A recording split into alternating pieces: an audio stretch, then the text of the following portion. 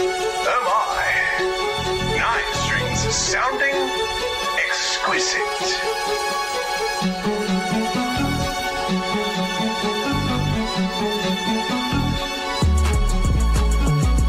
Oh shit, we back again. What's up, what's happening? Come to the party and bring a friend. Fuck it, I'm bringing 10. Ooh, trying to chat a 10. Big boy trying to chat a 10. She said I was catchy.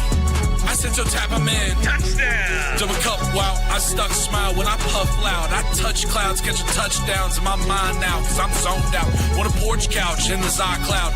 2 coughs and I'm back now. 2 coughs and I'm packed out. Somebody give me a drink before I gotta sit down. I'm making hits now with a smooth style. What's up, everybody? It's your boy Riley Puddin Peters coming to you live with the doctor, defensive backs quality control coach Preston Rowe. This is the Trash Talk Tailgate, and we are coming to you at 11:30 a.m. one Sunday. This is not an NFL pre-show. We've got all of the college games to get to talk about. But before that, Dr. Preston, how'd you feel? How do you feel about the Saturday slate that we just watched? It wasn't just Saturday, it was Friday as well. It was a banger college football weekend, as we all expected. Both these games lived up to the hype, and it was awesome. It was fantastic. Yeah, all I these mean, games. I was gonna say, I feel like almost every game lived up to whatever hype it did have. Yep. And coming out the box, we've got to talk about the big ones. We're going to start with the 3 big ones, work our way out. The first one up is Oregon versus Penn State. The Ducks versus the Nittany Lions. Oregon was able to withstand the whiteout. That's crazy. I mean, look, man, this game had everything Penn State wanted. They had the new defensive coordinator in Jim Knowles from Ohio State. They brought back everyone on their offensive line. They brought back their quarterback, Drew Allar. They brought back their 2 running backs. They got 2 transfer wide receivers in Kyron Hudson and Trevor Pena to hopefully replace Tyler Warren and all that production. They had Denied Dennis Sutton. They have a great defense, as always. If you were going to get it done, this was the time. It was all set up for you. It was all ready for you on a silver platter. And big game James strikes again. It's true. I don't. Yeah, no, man, dude. They really did. But I mean, it was a good game. You know, it was they a lost. good game. Obviously, it was in 2 double overtime classic. You know, they lost a close one. But they lost, man. I mean, they lost. That's it. You know, at the end of the game, they were down 17-3 at one point. Yeah. And they fought back, and you're kind of thinking, okay, Oregon might just run away with this. But you have to give credit to Penn State because they did fight back.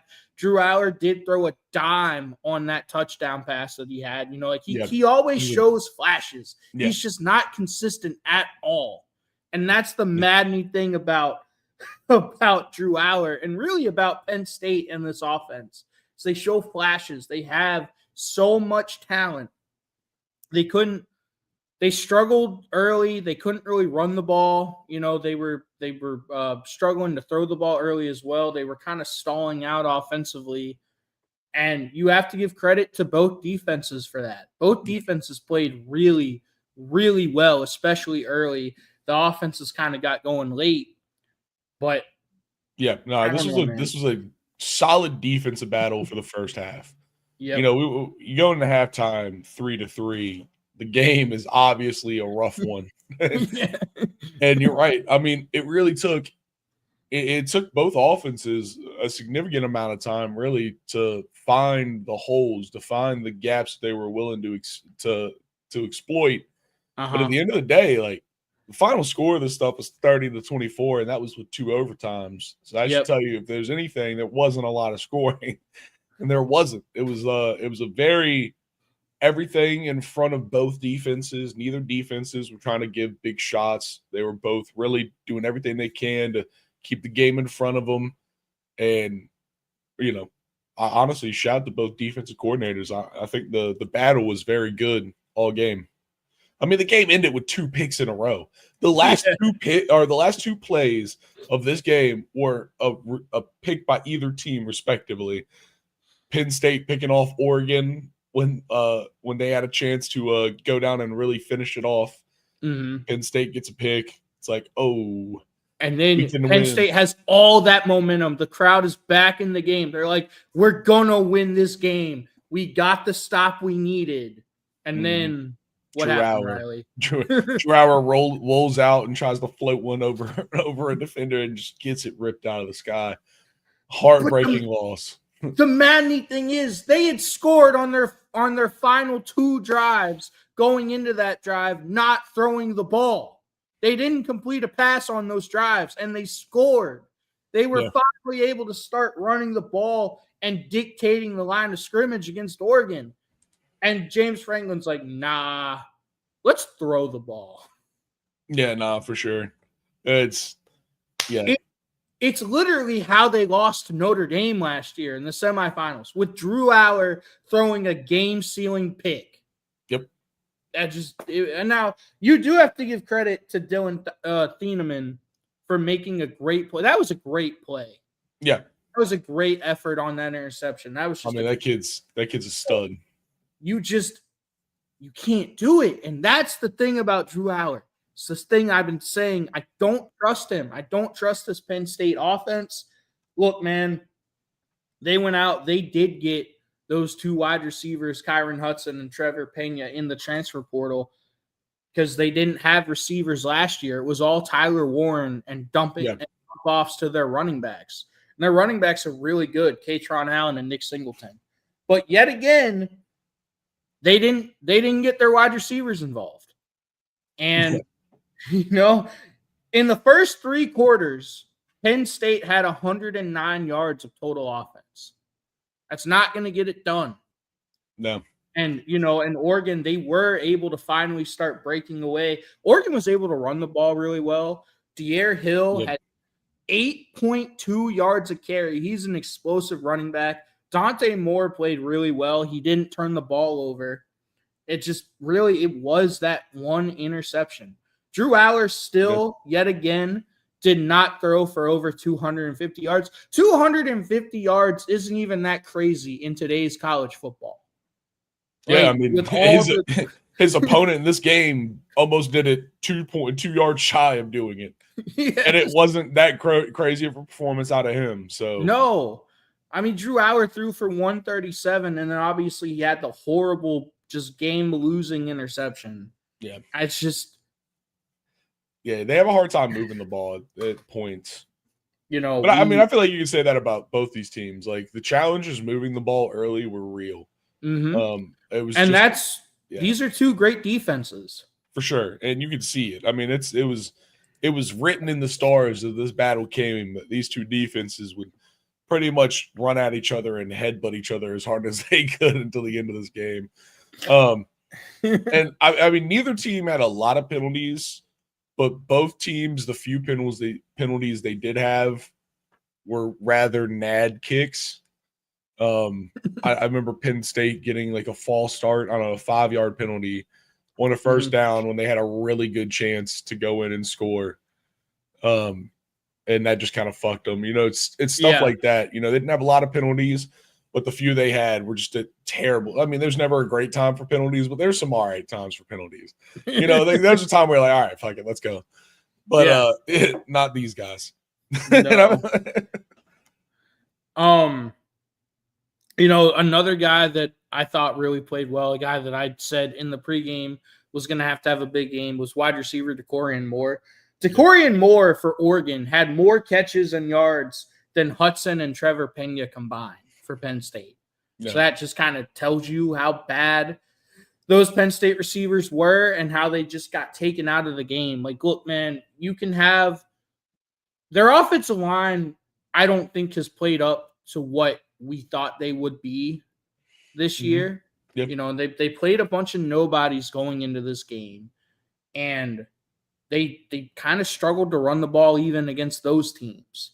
and they struggled to dictate the line of scrimmage. They got going really late, but this offensive line for Penn State hasn't played well. And I mean, look, man, you can't win a national championship with two great running backs and no real receiving threat. Yeah. And that was the problem I had all offseason was I still do not trust this coach and this quarterback to get it done. James Franklin is now 4-21 against top 10 teams. He's 1-15 against top 5 teams. That's funny. So you're saying he's 4-21. That means he was going into this game 4-20. Yes. Explains why he was coaching so high.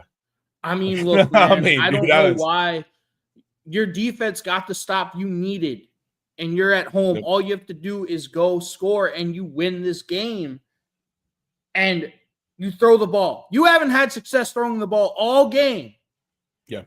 And you've been running the ball on Oregon, and you don't even try to run the ball. It'd be one thing if you got stuffed on first and second down, and then you felt like, okay, we have to throw it on third down.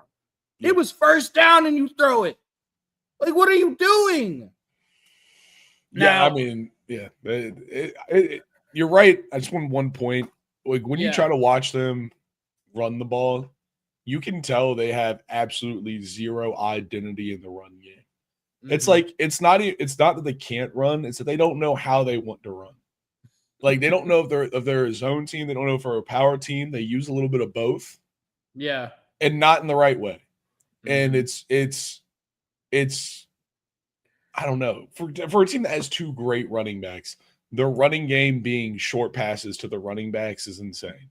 It's insane. It really is. That's what it is, man. If you watch this team, you've watched Penn State play, that's what it is. Their running game is short passes.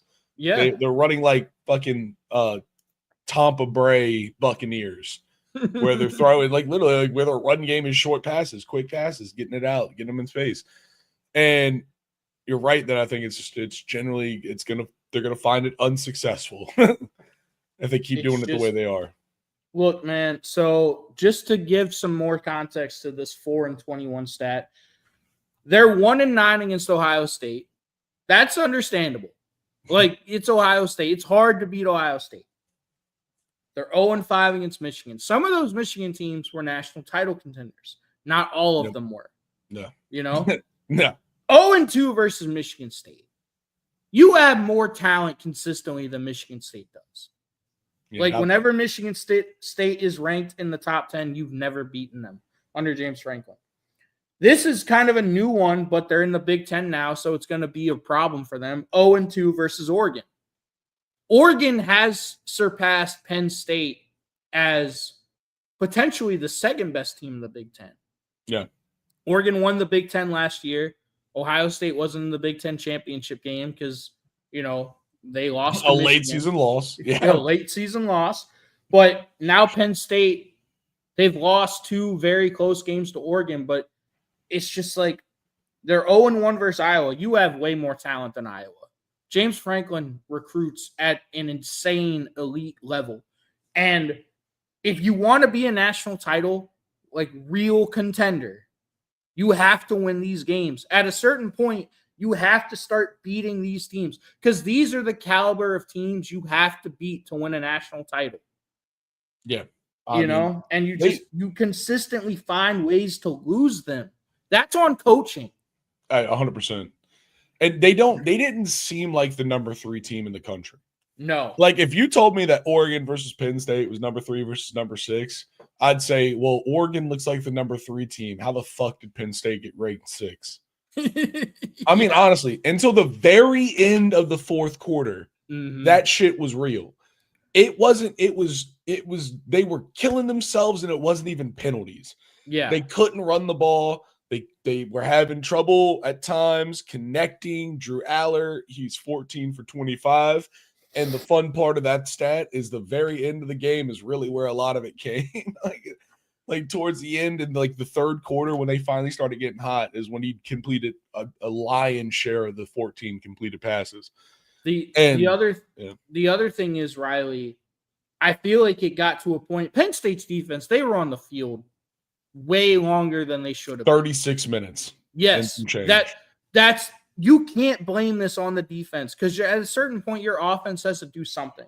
And Oregon, Dan Lanning's an elite recruiter too, and they have elite level skill players all over the field. De'Aaron Hill, DeCorian Moore, Dante Moore's a really good quarterback. Noah Whittington, Jordan Gibson, Gary Bryant Jr.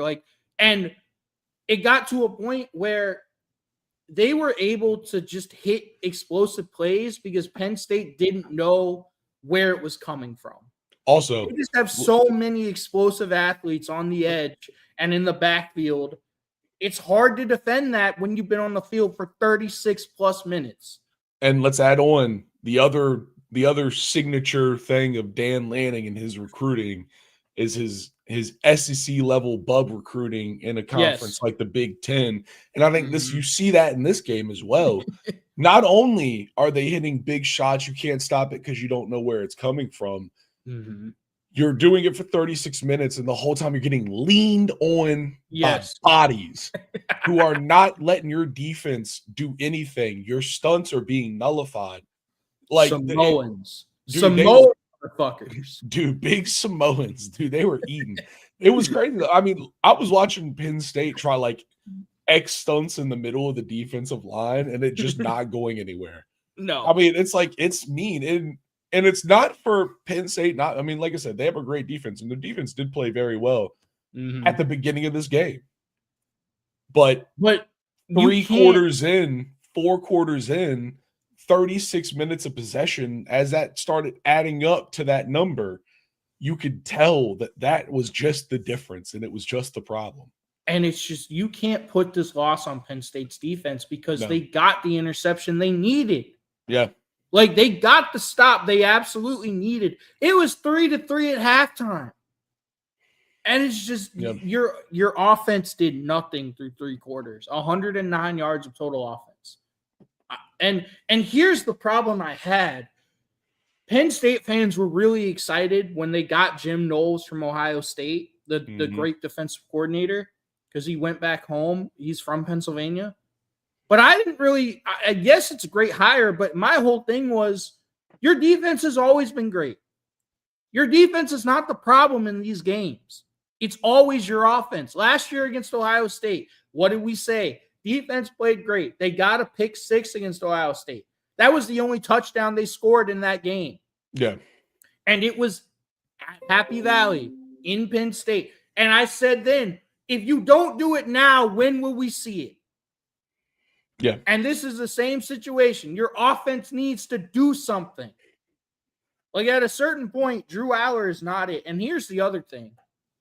So they had a transfer. They had a kid transfer to Missouri. Their backup quarterback, Bo Pribula. He's balling out at Missouri.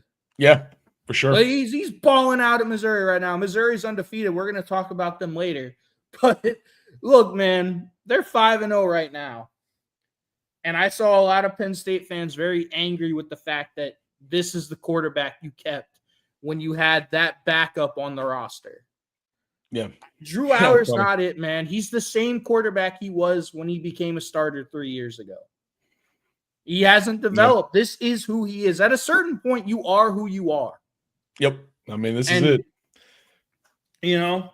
Also, I do think we need to talk about how Dan Lanning did the throat slash in the 4th quarter, and then they almost blew the game. He was like, God, no, stitch it up. Finish the game. Finish the game. Guys, come on, guys. Look, man, 1-15 versus top 5 teams, 4-21 versus top 10. At a certain point, they are who they are. They're a very good program. Yep. They're a very good, consistent program, but they're not elite. And if you want to be a national title contender, they need to make that jump. And I don't 100%. Know if they can under James Franklin. He recruits really well, but you have to win these games at a certain point. Yeah, dude, you can't be this bad against teams like this. And it's one of those rough ones because, like you said, they win a lot of games, dude. They do a lot of winning. They're just not. Yeah. They're never the top 5 club, Because it's always right outside of that line. They're always right outside of the big boys table. Because even last year, like, they had probably the most favorable playoff draw in the first 12-team playoff. They played Boise State and SMU. Two teams that you just have more talent than. Yeah. So, like, you got to the semifinal just on a great draw. You didn't have to beat an elite level team until you played Notre Dame and you lost. Yeah, no, it was rough. Oh my God, dude. It's the same story, different verse. It's got to be maddening as a Penn State fan. It's the James Franklin project. But look, man, give credit to Oregon. This was a huge win for Dan Lanning.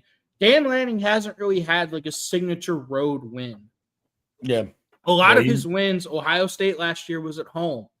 They didn't beat Washington on the road 2 years ago when Washington went to the national title and won the Pac-12.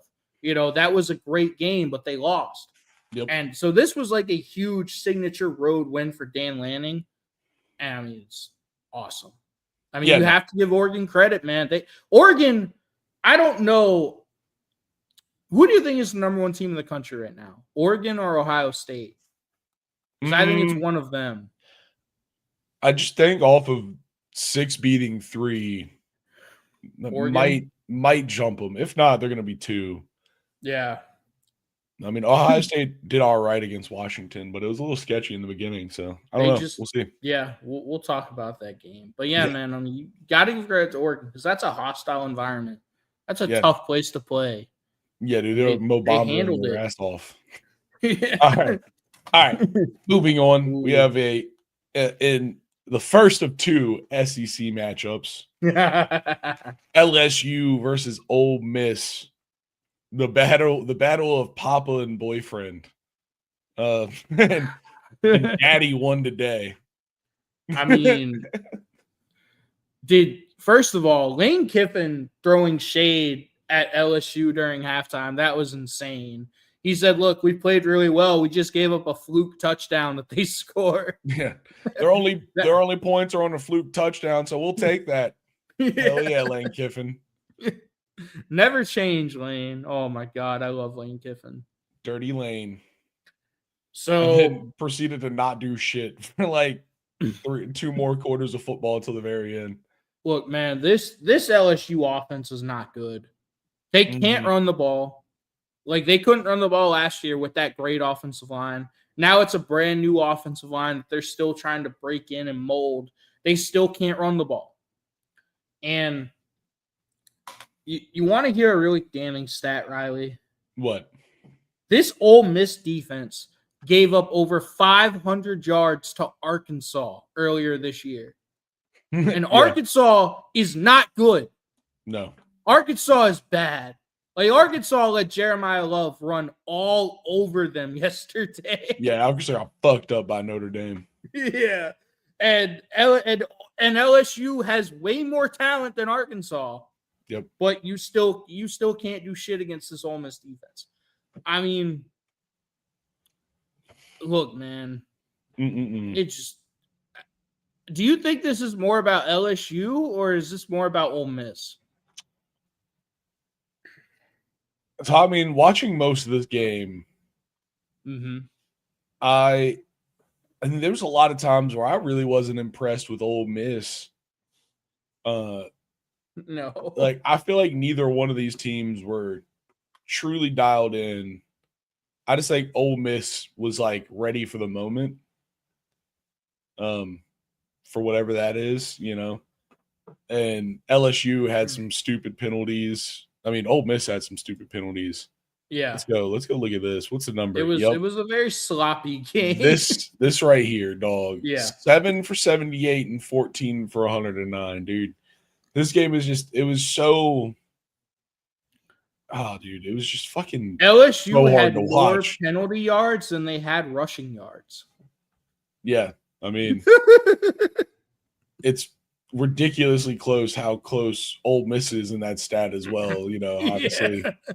So it was definitely ahead, but they ran for 170. Their penalty yard shouldn't even be in the ballpark, and it kind of is at 104. I will give Ole Miss this. I thought, because I watched this game, and I thought Ole Miss did a really good job of handling LSU's pressure and blitzes. We talked about that going in, about how LSU, they live and die by the blitz. So if I'm Ole Miss, I'm going to try to spread them out and make them declare, either by having to cheat and go early, or by making them stay in their initial alignment and just coming from width and depth. Because then the quarterback can still see the pressures coming. He's got more time. Does that make sense? Yeah, 100%. And I thought they did a really good job of that. I thought Chambliss played well. He's not great, but he played well enough to get the job done. He's literally just short. Like, the problem was that his 5'10" ass kept getting swatted in the line by the fucking 6'5" defensive line of LSU. I mean, dude, it's crazy. Like, the one guy in the middle of LSU's defensive line literally just kept going, and it was just right off his hands every time. It was kind of funny. But I mean, look, man, they get him out of the pocket. They move him. They move the pocket for him. Like, they, in today's college football, like, if you're going to be a fucking 5'10" quarterback, a true pocket passer, that can create some problems. But if you're mobile and if you can move a little bit, you can play at this level. And I think he's proving that. Yeah, he does all right. I mean, the problem is he has to get out of the pocket against certain teams, against the big boys. Mm-hmm. Like I said, Patrick Payton, that's the player I was referencing from LSU. I hate LSU because LSU is the kind of motherfuckers that'll put number 6 on a defensive lineman. But Patrick Payton was 6'5", like 300. And against a team that has a guy like that in the middle, he can't stay in the pocket. And that was the thing that they learned. Like, that was kind of the adjustment that they made in the game that was kind of, the game changer, at least for them, getting their offense to be more consistent. In the first quarter, they try to come out, stand in the pocket, quick throws, get it out, hype up the tempo, do all that kind of stuff. And it just wasn't working, dude. He got 2 swats early, and it was like, all right, hold on, let's think about this. Also, LSU had a right tackle, one of their offensive linemen, get hurt in warmups. I don't know if you saw that. I did. Well, yeah, they were talking about him. That's hilarious. I mean, that's just kind of the season it's been for LSU. Like, I gotta know what happened. I don't know what happened. I gotta know what happened, dude. I want to know when they said that shit. I was like, dude, what the fuck did you do in warmups, man? Like, what did you do in warmups? Yeah. Because he was on the sideline, so he didn't fucking tear his MCL or his ACL. No. That's what I would expect out of a warm-up injury that had you sit out of a game. Like, just a freak. You're doing your little jog and, oh my God, my ACL. Yeah. Like, that's what you expect out of a warm up, something freak. What the fuck did you do to pregame to get yourself out for the whole game? That's insane, dude. I don't know, man. This LSU offense, man, they have so much talent. They have talent everywhere because they're another team that recruits at an elite level, and they can't put it together. And like Nuss doesn't have really real time to throw the football. Nuss is trying to do too much. He's trying to play hero ball, and like he's still been okay, but I mean, I think he's played better than Cade Klubnik has this year. But I don't know if that's saying a whole lot. Yeah, it's not really. I mean, they've been winning games. That's what you're saying. We talked about LSU's pressure packages and how they love to send the house and how they love to blitz. Ole Miss didn't blitz. They were getting home with 3. Yeah. Like they're like LSU's 5 could not block Ole Miss's 3. Yeah. No, they were, I mean, and it wasn't a ridiculous amount of pressure, but they were they were doing it with just 3. Like they didn't have to blitz at all. I felt like you really saw how much that fucked LSU up too, having to change their blitz scheme. Yeah. You got a lot of tackle for losses, but they didn't. I mean, as many times as Ole Miss dropped back, you'd expect them to get at least 1 sack, and they didn't get any. But That's how these kind of matchups go, dude. Dude, it was just so sloppy. There was so much laundry on the field. I was getting so annoyed. Hey, dude, I hate a game where you're like another fucking penalty, and then they show it, and you're like, oh god damn it, guys, stop. Yeah, like it's all one the thing. same shit. It's one thing if it's like very ticky tacky and there's constant flags, and you're like, oh, like just let them play. But these were obvious. You're like, dog, stop being stupid. There was like 2 or 3 PIs in a row at one point on I think LSU. I'm pretty sure it was LSU. They got at least 2 in a row, 2 dead ass in a row, and that's what took Ole Miss down the field to score their first touchdown, or maybe it was the second one. It was one of the ones they scored before halftime. And it was just, The other thing is, man, like LSU, they were 2 of 11 on third down. Ole Miss was 8 of 16. Obviously, Ole Miss was a lot better. I mean, look, man, just the third downs were the difference because Ole Miss, they turned the ball over more. They had way more penalties. This was just a sloppy game. And Ole Miss, they found a way to win it. Man, look, that fourth down call to go for it when they could have kicked the field goal and they got was it the tight end just wide open? It was someone leaking. Tight end. Yeah, it had to be a tight end. It was a big body. It had to be a tight end. Lane Kiffin was in his bag on that play. Yeah, no, he is so good, man. Dude's got nuts. He's got absolute nuts. As you say, he's got them South Park cancer nuts. He does, dude. Them scrotum coat nuts. Look, man, you wanna know a crazy stat, Riley? Give me a crazy stat.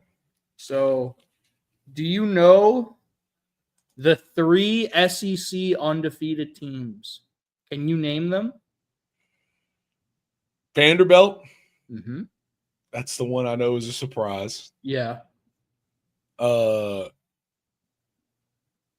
Texas A&M? No, not Texas A&M. Damn. No. Who the fuck? Because I know Alabama's lost. I know 5-0 SEC teams. I'm sorry. 5-0 SEC teams. All right, 5-0. Okay. Fuck. Yeah, 5-0. I don't know, man. Yeah, I don't know. So, I know Vandy. I know Vandy's the one. Vandy, Ole Miss, we just talked about. Oh, duh. Yeah, Ole Miss. Yeah. And Missouri. Oh, yeah. Missouri with Bo Pribula, the transfer from Penn State, who they said, get the fuck out of here. We've got Drew Aller. That's funny. That is so funny, man. Like, Ole Miss, they haven't looked, like, great, but they've looked good. They've looked good all year. They look hard to beat.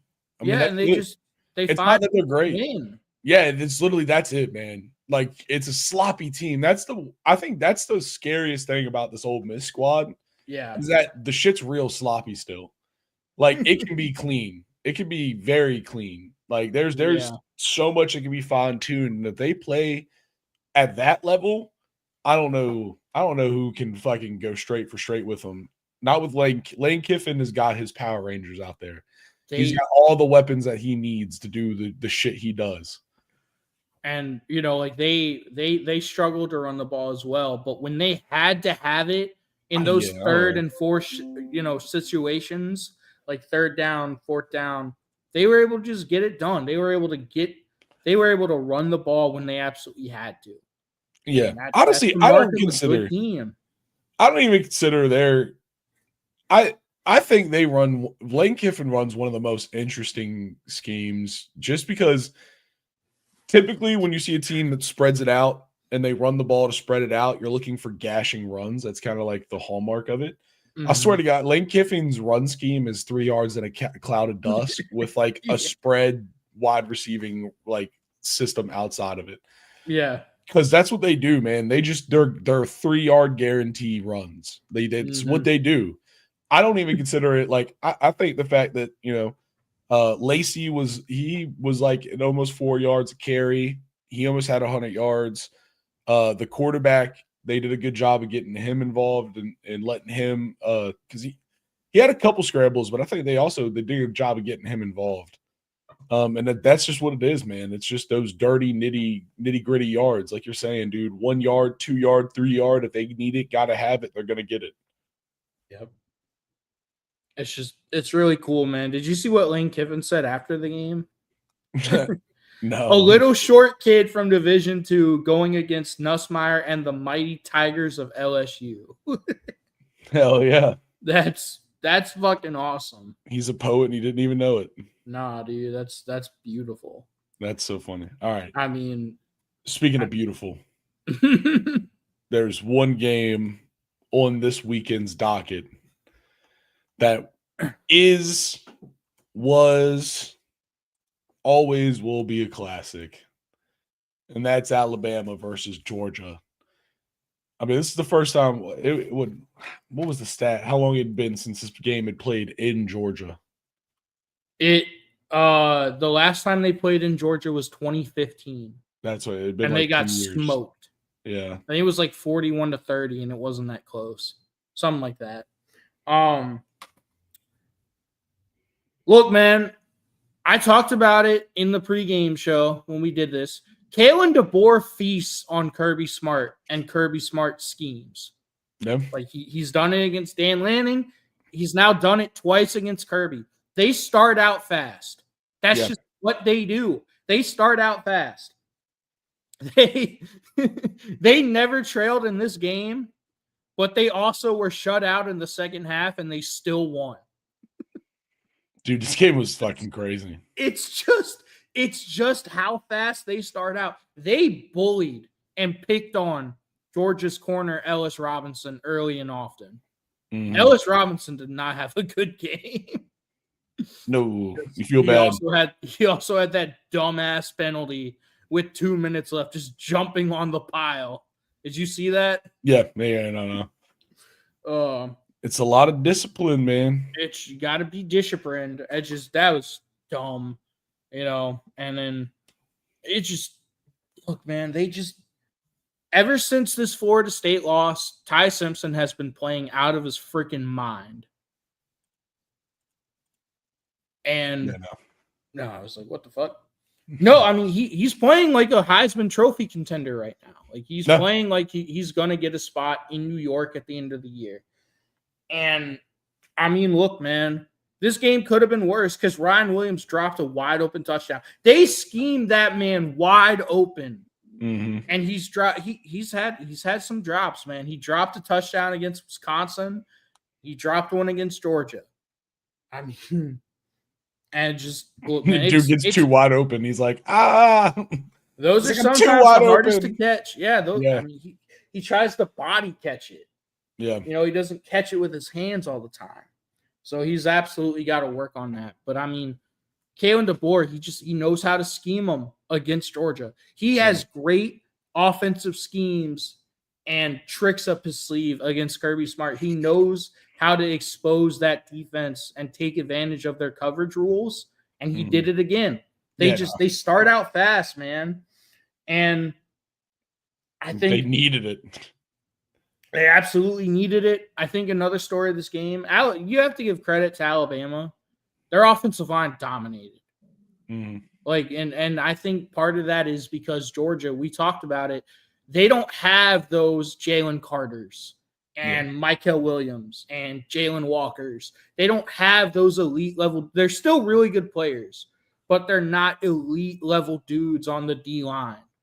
They're not like NFL, surefire, like top 15 picks. Yeah, for sure. You know what I mean? No, I agree. Yeah. So I think that was part of it. I mean, they did a really good job jamming up the run, I'd say. I think Georgia did a great job of jamming up the run. It was just like there was no pressure. There was no pressure. Like Simpson had all day. That was my next point. Bama, they averaged 3 yards a carry running the ball. Yeah. So they knew they had to put the game on Ty Simpson's shoulders. Yeah. And he absolutely delivered. For sure. He delivered, man. And then it's not – everyone talks about Ryan Williams, but it's not just Ryan Williams. They've got 3 really good wide receivers. Isaiah Horton, the transfer from Miami, had a big game. He caught a touchdown on Ellis Robinson. And then Jeremy Bernard. I feel like people don't talk about Jeremy Bernard. Yeah. They just, and Kalen DeBoer, like, he's an offensive genius. He's an offensive mastermind. And you give him all those receivers and you give him that time to prepare, he's going to scheme some shit open. And that's what he did. Yeah, what'd you think about this game, Riley? Yeah, I mean, overall, it was Georgia's just undisciplined play, man. Undisciplined. Undisciplined, dude. They had more penalties. They had a lost fumble. They had a turnover. Yep. They were running the ball pretty consistently most of the game, but yeah. Besides that, it was like they couldn't do anything else. Like they just Gunner couldn't hit a shot. The one shot he did hit, that seam shot, was dropped. Dude. Oh my God, by the tight end. Yeah. Oh, that would hurt too. Oh yeah, that would have been a touchdown. It would have been at least down at like the 1 yard line. Mm-hmm. Like, no doubt. Like, yeah, that kid was right there. Yeah. So yeah, no, it was just a lot of that, man. A lot of that. It was a lot of like for Georgia fans, dude. They spent a lot of time being like, oh, like, dude, it was so bad. Like, it just missed shots. They get a couple shots and get them called back from penalties. Mm-hmm. Like, it was rough, dude. Gunner's got to find a way to get it going. I mean, I think that's the big thing that I see out of them is like they have a run game that they can lean on, dude. You can lean on the run game. Yeah. And they just got to take advantage, man. It's there. Either go all in on the run game, start rotating your backs heavy and just run the ball fucking 60 times a game, or figure out a fucking way to get Gunner Stockton to throw a touchdown. I mean, they did have that touchdown to Colby Young. Yeah, but for the most part, Alabama's secondary is the strength of their defense. Like their secondary is elite. Their secondary played really well for most of the game. The thing that concerns me for Alabama moving forward, and this is crazy to say about an Alabama defense, they're susceptible against the run. Yeah. Their run defense is not good. So listen to this, Riley. You want to know all the explosive runs they gave up? Yeah. They gave up runs of 24. Yep. 29. Yep. 43. Another 43. And 21. To the quarterback. 21 to the quarterback. That is not good. Like those are explosive run plays. And I get it, it's Georgia, but you're Alabama. Mm-hmm. You can't do that. And here's the other thing. Here's the thing that concerns me. Like, you struggled against Tommy Castellanos. You couldn't stop Florida State's run game. And now, obviously, you gave up all those runs to Georgia, but you survived that. You go on the road, get a huge win in Athens. But guess who comes to Tuscaloosa next? Oh, shit. Diego Pavia. Oh, shit. And that spread option of Vanderbilt. Undefeated Vanderbilt. Oh, dude, would you tell if like a couple years ago someone was like, yo, listen, it's a battle of undefeateds versus an undefeated team versus a 3-1 team. It's Alabama versus Vanderbilt. Yeah. Which one's which? And it's Vanderbilt's not fucking around. They look really good. They do. They do look like very good. They're not a cute story anymore. Nope. Like, they are a legit team this year. And Bama, they got to get their shit together because, it happened last year. You had a big win at home against Georgia. The next week, you go to Vandy and you lose. And you're the meme of the century. Yeah. And Alabama fans hate Kalen DeBoer. I mean, dog, it's really not. Kalen DeBoer, he gets his teams up for these games. He's very successful in big games. It's, can you be consistent in every game? Yeah. Yeah, that's a big question mark, dude. Vanderbilt, like you said, it's the exact kryptonite to the Alabama defense, the way it's built currently. Yes. And I'm excited. That's gonna be a good matchup. It's gonna be a great game. I'm so excited for that, man. Oh, I mean, it's Diego Pavia, man. Diego Pavia, he was talking all this shit in the offseason. So far, he's backed it up. Yeah. And Vanderbilt is undefeated, one of 3 5-0 SEC teams. I mean, and Tommy Castellanos, like I said, they couldn't handle that Florida State run game. And Florida State, they run a very similar scheme to Vanderbilt. Yeah. And Diego Pavia, I mean, Vandy's done it. They did it last year. They did it in South Carolina. They did it in South Carolina a couple weeks ago. Yeah. I mean, they've been playing a lot of not that great teams, but they did play South Carolina, and they beat them 31-7. I mean, Sellers got hurt, but they were all over that South Carolina defense.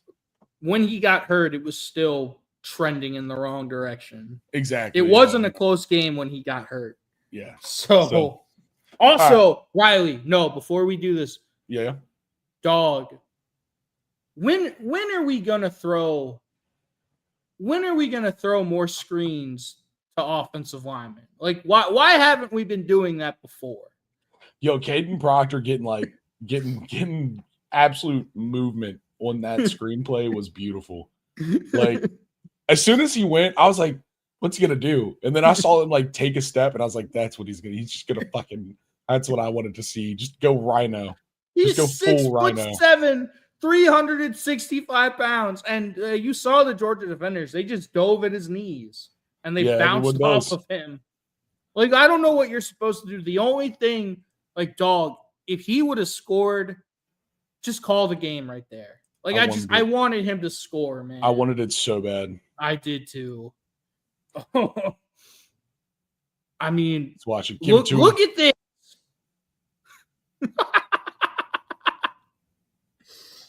I mean, at that moment, right when he's about to run into the back of the guy, I'm like, man, what do you think he's gonna do? Like, he gets the ball, he's like, there's some people, what's he gonna do? Just run into everyone, his own player, the Georgia players. God, this is beautiful. It's so beautiful. I mean, dude, I wanted him to score so bad. I mean, look, nothing you 31 tried so hard. But yeah, no, dude, that was I mean, absolutely one of the highlights of this game. Kirby Smart is now 1-7 against Alabama. Did you see what he said after the game? No, what'd he say? He got really pissed off at the reporter. He had a sound bite. He was asked about his 1-7 record, and does he have a problem with it? Kirby Smart said, "What's everyone else's record against them? Like, they're just a really tough team."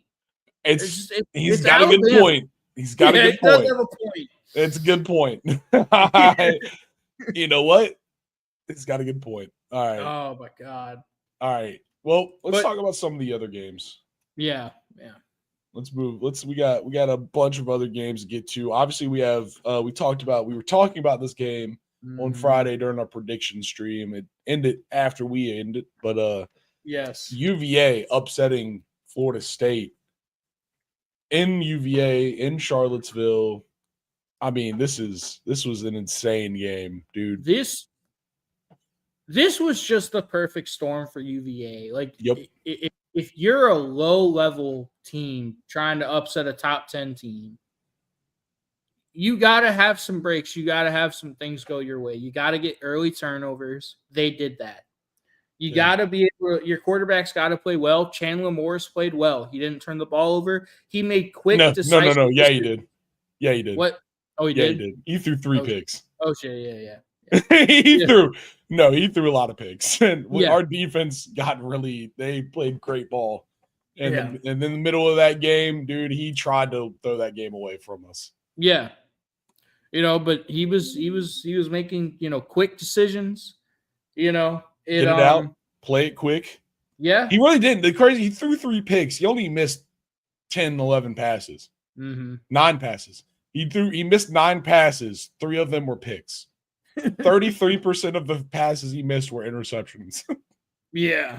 And then, he should have had another one, but it was a tip. It should have been a pick six. Yeah. The tip ball that like got tipped and then caught for like a 60-yard gain. Yeah.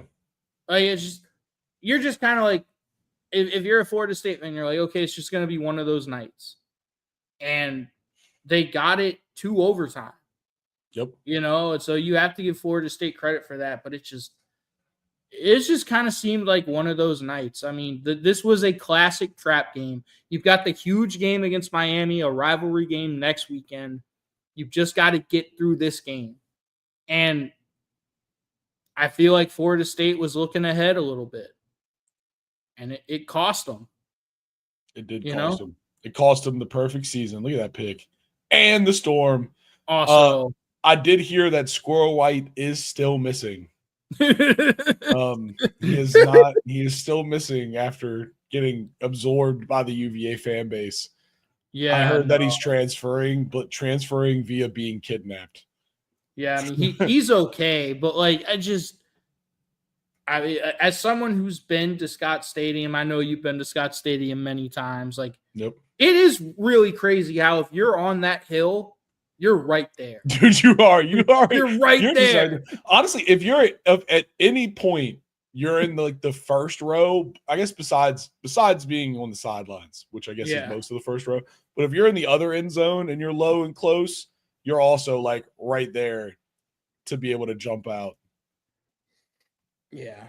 I mean, UVA, that they did what they needed to do. Like they were taking a lot of short passes and breaking tackles to make it, instead of like 2nd and 8, like 2nd and 3.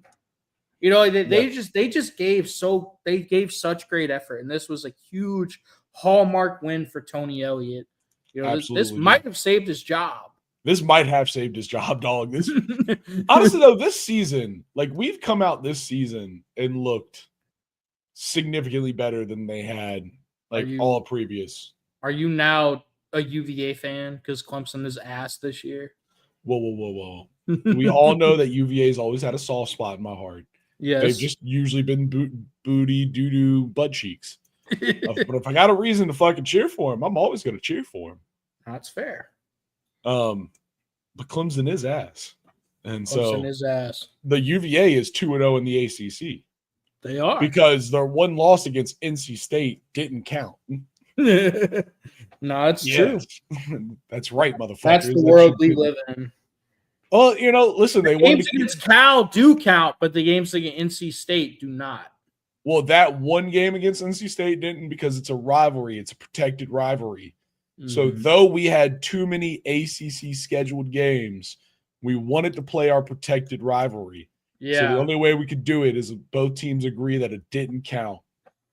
I thought that shit was stupid, but also hilarious. That's not a real rivalry. Go play Maryland. Like, Maryland, it's a protected rivalry. No, UVA and NC State has been a protected rivalry for like 8 years. That's dumb. It's a good rivalry. Stupid. Close game. NC State, they lost to Virginia Tech. Good weekend for Virginia schools, upsetting teams they shouldn't have. Yeah, no, it's absolutely true. Hey, Knuckles, Virginia schools, we did it. Yeah, dude, we did it. We did it. We're slightly less ass. The various trash Virginia schools getting it together to beat teams they shouldn't have. We fucking did it. All right. Hey, man.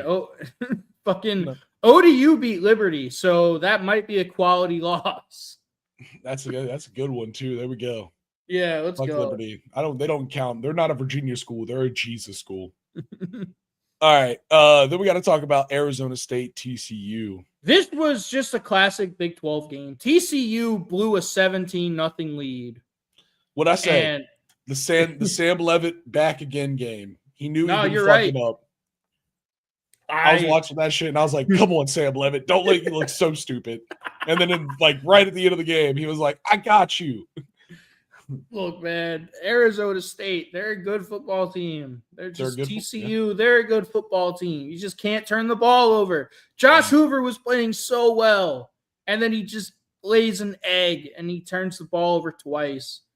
Mm. I mean, look, it was kind of a lot of penalties. Neither team was great on third down. 5 of 12 for TCU, 5 of 16 for Arizona State. TCU blew this game, but you have to give Arizona State credit for coming back and just fighting their way back in this game. Look at that. Time of possession, 35 minutes. That'll do it. Dude, the total yards. Yeah. Like, that makes you like, well, how is this even so close of a game? Because that's really how I felt. Big fucking 12. That's how. Literally. It was the fucking 3rd and 4th downs for Arizona State. Like, it really was, dude. They were getting yards and then stalling out in drives. They didn't have a lot of 3 and outs, but they had a whole lot of punting. So no matter how good you are, no matter how bad you are, a Big 12 game is always going to be a 1-score game. It's true. Doesn't matter. The Big 12. That's what makes this league so fun. It's just how unpredictable it is. And the ACC is starting to be like that too, except for Miami. Although I still don't trust Mario Cristobal. We haven't seen Mario Cristobal, play. Wait till he is in a 1-score game and see what he does. God damn it. Yeah. Wait till he's at the very end of a 1-score game. And once he reacts to that, we'll judge him. That's true. Will he need it? Probably not. But look, man, I mean, TCU just, you have a 17-0 lead, and then Arizona State just fights back, and they're able to win this game. I mean, this is a huge win for Arizona State. They're now 2-0 in the Big 12. Yeah. Give them a huge leg up in the conference. They were my pick to win the conference, so I'm happy about that. But Sam Leavitt back to playing like Sam Leavitt, and you called it. Mm-hmm.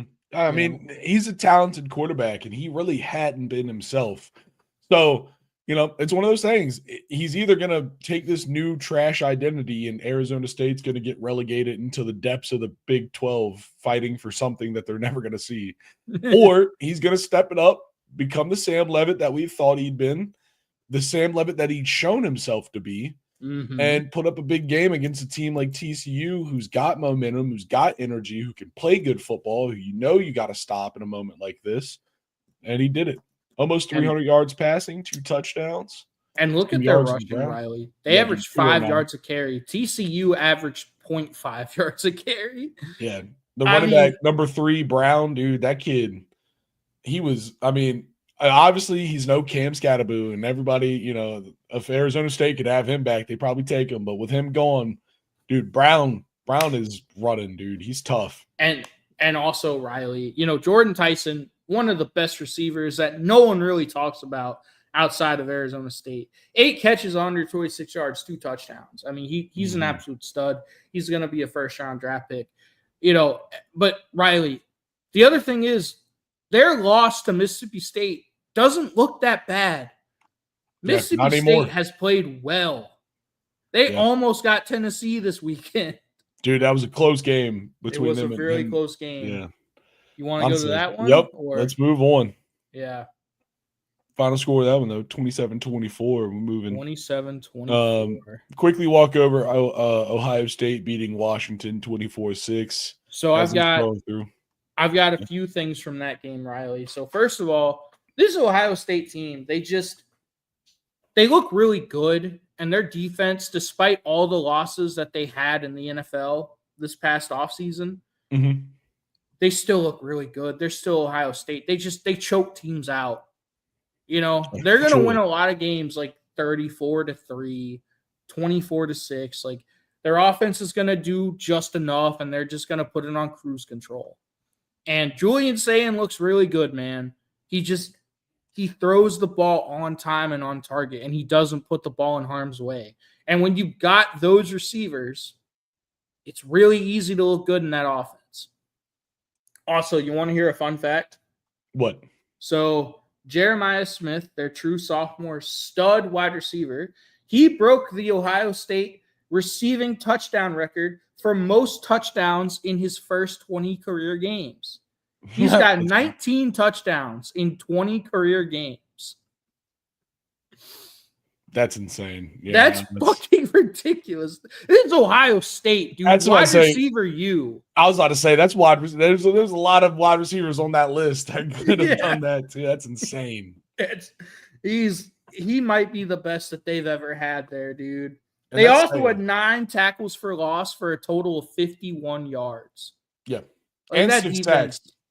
Yeah, and that defense is really, really good, man. And Damon Williams is a good quarterback. Yeah. You know, and Not when he's on his back that much. Yeah, I mean Damon Williams, he's an athletic quarterback. He's really good, but I mean this Ohio State team, man, they're gonna do this to a lot of teams. Now, can they do it to Michigan? That's the question. It's the only game that matters, and the only game they can't do it in. Yep. All right. So yeah, man, Now you want to go to Yeah. Let's keep going. Oh, that's baseball. Fuck baseball. Baseball sucks. Baseball does suck. All right. Texas A&M beating Auburn, Indiana and Iowa. That was a close game. That's a good game. It felt like Indiana blew their load last week, and they struggled to get up for this game. And Iowa's defense. I was about to say, but Iowa's such a rough defense to play against. Yeah, like, they're a team. This is every game against Iowa. Yes. Like beating them is beating them. Like you're not you. It's hard to put a lot of points against them. They're gonna play you tough. They're gonna do all the stuff they do. So you know who people kind of need to start talking about. We've been talking about who people need to put some respect on Fernando Mendoza's name. Yeah, he might be the best quarterback in this draft class. Yeah. And I didn't believe it. I was like, I need to see it, because he played at Cal last year. I need to see it before I believe it. He's been balling out against the Big Ten, and he played well against this Iowa defense. Mark Gronowski got hurt. When Mark Gronowski got hurt, you're like, okay, they have no shot. Their offense had no shot anyway, but then your starting quarterback gets hurt. It's like, it's rough. How many times have we heard this before? The Iowa defense kept them in this game for the entire game, basically, and their offense just did nothing with it. Their offense just couldn't do enough to get over the hump and to get the win. How often have we heard that with Iowa? I mean, every year for like a decade.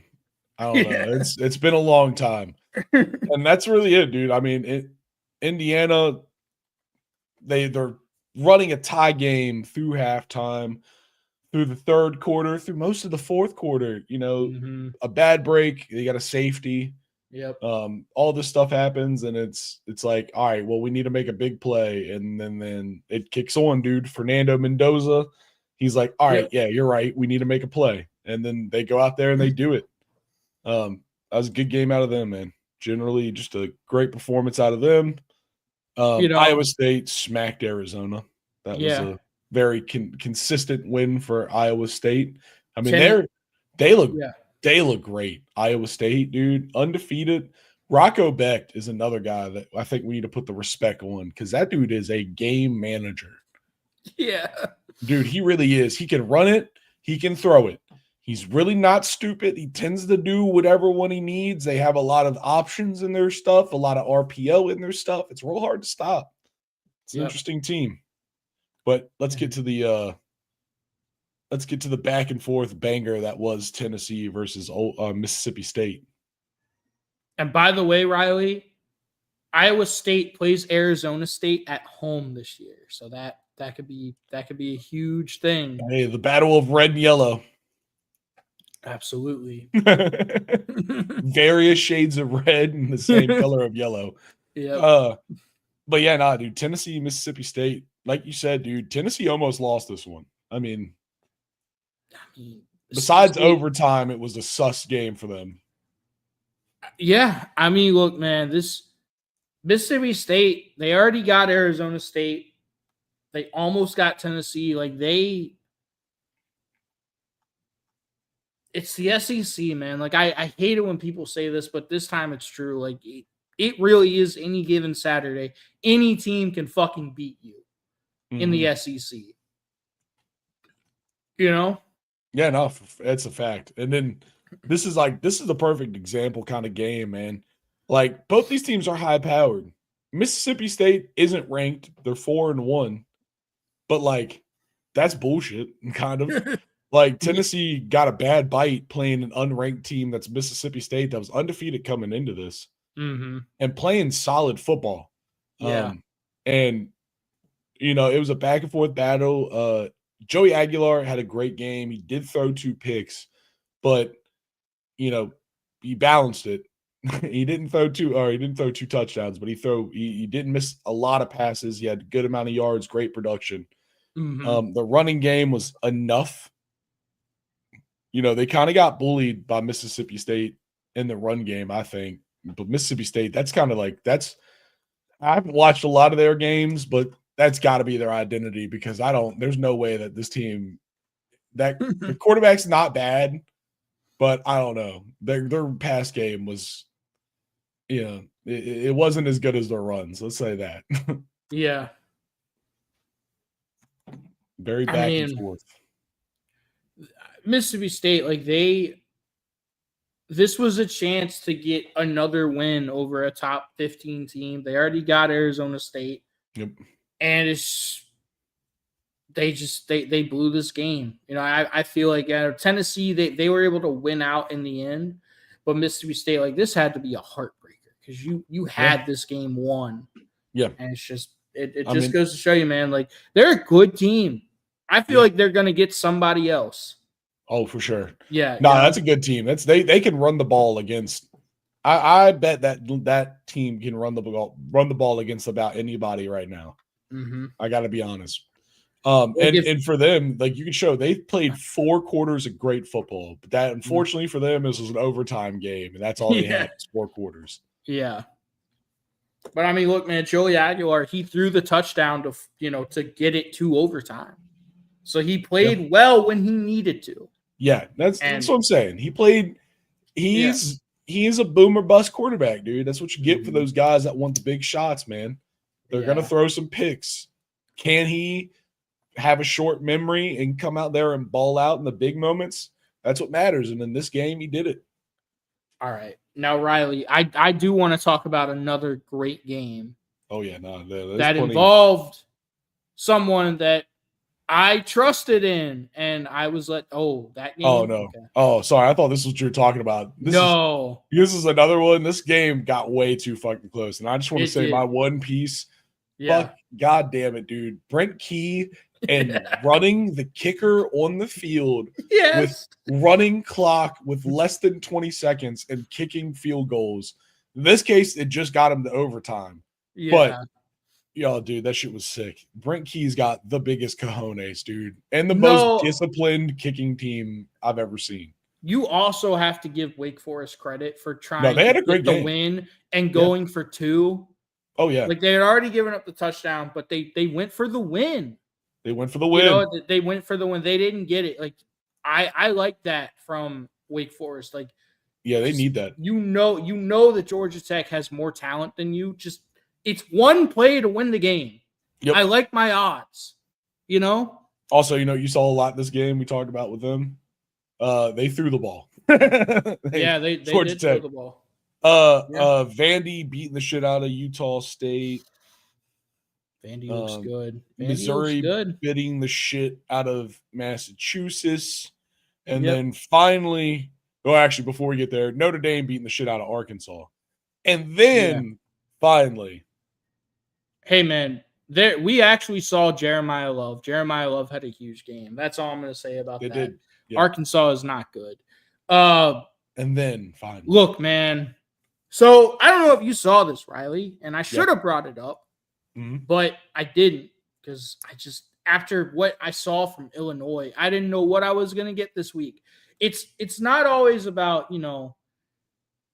what happens to you. It's how you respond. And Illinois responded to that absolute ass whooping that they got handed to them from Indiana last week. Mm-hmm. They come back home and they get the USC Trojans going on the road. Did you see what Lincoln Riley said before this fucking game even started? I don't listen to Lincoln Riley for anything. What did he say? Lincoln Riley was bitching about how, it's not fair that it's a 12 Eastern kickoff time. What a queen. And so it's 9 a.m. for us. It's not fair. It's not fair. Oh, it's not fair to us. They have a huge advantage. It's not fair. He's just bitching and whining and moaning. Dog, you fucking chose to play in the Big fucking 10. Yeah, literally. You have to go cross country. Yeah. That was you. That was literally you, dog. That was literally you. You chose to do this. You put yourself in a time zone that was unfavorable for yourself, dude. Yes. Welcome to the fucking game. That is crazy. You I hate chose to join the Big Ten. You could have stayed out west. But no, you and Oregon and USC, Oregon, Washington, yeah. and fucking UCLA, UCLA decided to go to the Big Ten. You don't get to bitch about that. No, not. It was your choice. You did it. You broke apart the Pac-12. You did that, and as soon as I heard that, I should have been like, no, I shouldn't trust Lincoln Riley. But I trusted Illinois less. And you know what? To their credit, Illinois bounced back with a great game. Mm-hmm. Luke Altmaier didn't turn the ball over. He had 6 incompletions for over 300 yards. 328. It's a lucky number. I mean, look, man. 6 of 10 on third down, 1 of 1 on fourth down. I will say, Lincoln Riley, very good at going for it on fourth down. He is. Give the devil his due where it's due. He's good as shit on him. I've never said anything about his offensive coaching. He's a great offensive mastermind. I'm just saying. His teams are not physical and they don't play defense. Yeah. And it's just USC still does not play defense. And it's the same old story with Lincoln Riley. He just always bitches and moans and complains about something. How about you give us some solutions, dog? Every coach has to deal with adversity. Every coach has to deal with bad situations. But you don't hear coaches bitch about it every chance they get to the media. Yeah. Like, what does that tell your team? It tells your team that you have a soft fucking mentality. Yeah. Coach is going to be like, you're a soft coach. Yeah, coach is going to go yell at anybody if anything bad happens to us. Yes. It's not on you. It's on them. And your defense plays like that. Your defense is not good. Mm-hmm. I mean, Illinois, you have to give them credit, man. They outgained USC. Yeah. And they were able to kick a last-second field goal to win it. And this was a huge, huge win for them, man. Like, they got back off the mat and they put in the work to get this win. They did. No, they really did. That shellacking that they got last week. And Indiana might just be that good, man. They might be. Like, can you see the top of the Big Ten over here is hilarious. Yeah. Like, just thinking about this being the top 4 right now, and all the games have been played for this week. This is an accurate top 4. I mean, that's kind of crazy. The Big Ten, they've got depth, man. Yeah, they are top heavy, and they've also got depth because you've got Indiana, Oregon, Ohio State, Michigan. Michigan looks good with Bryce Underwood. Illinois is still a good team. I think they just, I think they're a very good team. I think Iowa's a good team. Besides no offense, they're a great defense. I mean, but look at this, dog. Like, Illinois was able to do whatever they wanted running the ball. They averaged 5 yards a carry. That shows you how bad USC's defense is. They're not physical. They can't stop the run. Yeah. Like, they can't. They can't get a body up there. I mean, and again, I just think Lincoln Riley complaining and bitching and moaning about things that he literally chose to do. Yep. Like, you chose to do this. You didn't have to go to the Big Ten. Yep. I understand why they did it, but still, that was your choice. And now you're bitching and complaining about having to go cross country to play Rutgers and Penn State and Illinois. Like, dog, that literally what comes with joining the Big Ten. Yeah. You have to do that. But you gotta go him complaining about those things, it just sends a message to your team of, oh shit, he's soft. And it reflects that in the way they play. 100%. Does that make sense? No, it's 100%, man. The mentality of a coach is the mentality of the team. Yeah. And Lincoln Riley is SAWFT soft. I hate it. Lincoln Riley is very soft. All right. Yeah. And then last was BYU finishing off Colorado. That was last of the top 10 or the top 25. Yep. All right, Riley, are we ready? Yep. We got to do it. Currently, Vikings Steelers. Ooh, that's a good game. All right, let's run them down. All right. Ready? And Commanders at Falcons. Dog, the Falcons got smacked at home. Or the Falcons got smacked last week by the Panthers. 30-0. It's hard. It's hard for me to trust them. But the Commanders don't have Jane Daniels or Scary Terry. So I'm very much torn on this one. But dude. Listen, I'll do it. I'm picking the Commanders. I'm going former Heisman Trophy winner Marcus Mariota for a second win. This is also his former team. This is a revenge game. This is a revenge game for him. I mean, look, man,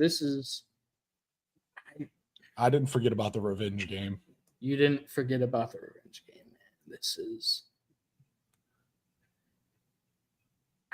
I don't trust either of these teams. I'll go with the home team. I'm going to go with the Falcons. All right. Saints at Bills. Bills. I think it's got to be the Bills. I mean, it's at home. Yeah. They're undefeated. The Saints have yet to find out their identity yet. Their identity is Spencer Rattler's actually a decent quarterback. That's their identity. Yeah, he's a really decent 0-3 quarterback. I mean, look, man, He's just as don't have a decent lot of a of talent quarterback around as them. They don't have a lot of talent around them, man. That's it. All right. I mean, I'm going Bills as well. Browns at the Lions.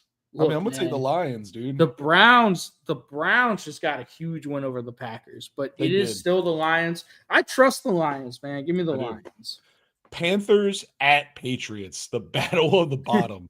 Yeah, I'm taking the Patriots at home, man. I still don't trust the Panthers. I'm taking the Panthers, dude. Fuck it. Why not? I didn't do it last week. I wanted to do it last week because I had a weird feeling and I didn't do it. I was like, the football mind in me was like, no, the Panthers can't do it. And then look. So I'm taking the Panthers. Fuck it. Chargers at Giants. The 3-0 Chargers at the 0-3 Giants. I'm taking the Chargers. So this is Jackson Dart's first start. I still don't understand why you wouldn't just play Jameis Winston. Like Jackson start. Yeah, this is Jackson Dart's first start. Jackson start. I'm taking the Chargers, man. You know, the Giants, they have an elite level D line, but that's it. They don't have anything else other than Malik Neighbors. I'm saying they got a D line and Malik Neighbors. That's it.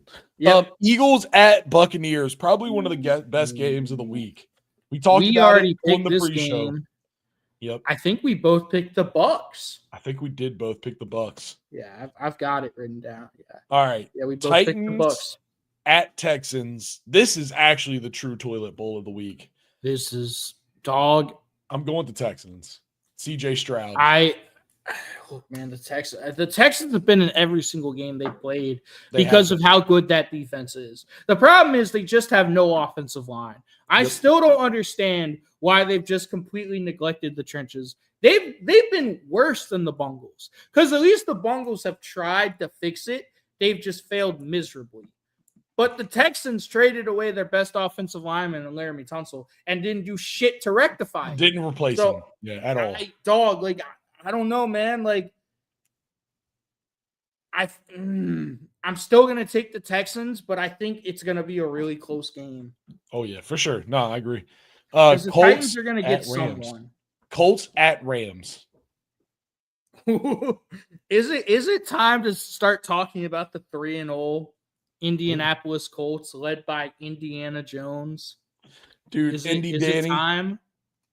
Indy Daniel Jones. Daniel Adna. Anyways. No, it's not. I'm picking the Rams, dude. You're picking the Colts. I don't know, man. They got a great defense. They got a good running back. How long can Daniel Jones keep this going, dude? I don't know. Saquon kept it going all year last year. Saquon's different. Yeah, no, that's true. We all knew Saquon was different. Yeah. He got fucked up. I'm also going to pick the Rams. If the Colts win this game, we're going to have to start taking them seriously, but I am taking the Rams. All right, Jaguars at 49ers. This is an interesting game. Very interesting game. Yeah, it's a hard one, man. It is a hard one. I think I got to take The 49ers. Jags haven't looked great. Yeah, I think I got to take the 49ers at home. Christian McCaffrey still rocking. Yeah, I got to take the 49ers. I'm gonna also take the 49ers here. I just, All right. the 49ers are a better team, I think. This is the other great game. This is the other game that we had talked about on Friday. Go check out our full breakdown of it. Ravens. You picked the at Ravens. Chiefs. I did pick the Ravens. You picked the Chiefs. Yep. Yeah. I believe in running the ball. I just believe that the Chiefs, like they're not gonna lose this game at home. I believe the in Ravens, running the ball. I just don't think the Ravens. I don't think the Chiefs lose this game at home, and I think the Ravens season might be in serious jeopardy if they lose this game. Yeah, but crazy. I don't trust John Harbaugh in these games. I just don't. Bears at Raiders. Ooh, this is. I'm gonna take the Raiders to get a big win. Give me the Raiders, man. Just can't trust the fucking Bears. Yeah, I don't trust them. I just think the Cowboys might be that. The Steelers have won, by the way. Oh, nice. 24-21 final score on that. We did not pick that game. All right. And then we got Packers Cowboys. This was our other one. Dog, the Micah revenge game. Are you serious? Yeah. Give me the Packers. Give me the Packers, man. The Cowboys are just not good. And then a double slate of Monday. We have Jets Dolphins, another absolute toilet bowl. Dog, the Jets get this win. The Jets get this win. It's got to be the Jets. It's got to be the Jets. They're due, man. The Dolphins don't look good. The Dolphins look like a fucking dumpster fire right now. Either the Jets win this or the Dolphins put up 45. Yeah. And then Bengals at Broncos. I mean, look, man. The Bengals played like absolute ass last week. Yeah. And it really strengthened the thing I've been saying for a year now is Joe Burrow is really the league's MVP. But that's neither here nor there. As much as I don't like Bo Nix, I just don't trust the fucking Bengals. Give me the Broncos. The defense. Yeah, the Broncos defense is very good. I mean, they're 1-2, but they're their defense is legit. Their defense is legit. Bo Nix throwing 3 picks is something to do with them being 1-2 leading up to right now. Patrick Surtain is that dude. But yeah, I'm gonna go with the Broncos. All right, dude. Well, that's it. Yeah, we ran the slot. We've got 8 minutes until the NFL kicks off. Everybody, thank you for tuning in. Drop a like, comment, subscribe on the stream. Follow us on all social media platforms at Trash Talk Tailgate. But most importantly, keep coming back, keep enjoying the content. But for this one, we got to clean up and get out of here, y'all. Peace.